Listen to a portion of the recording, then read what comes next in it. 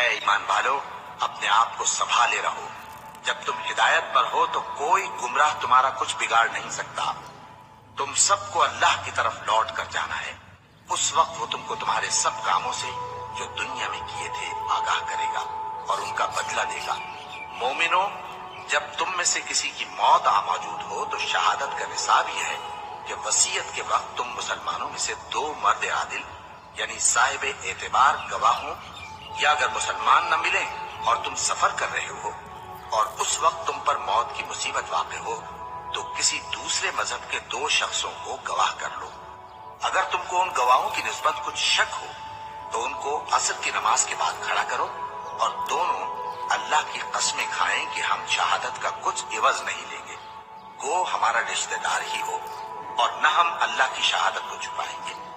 اگر ایسا کریں گے تو گناہگار ہوں گے۔ پھر اگر معلوم ہو جائے کہ ان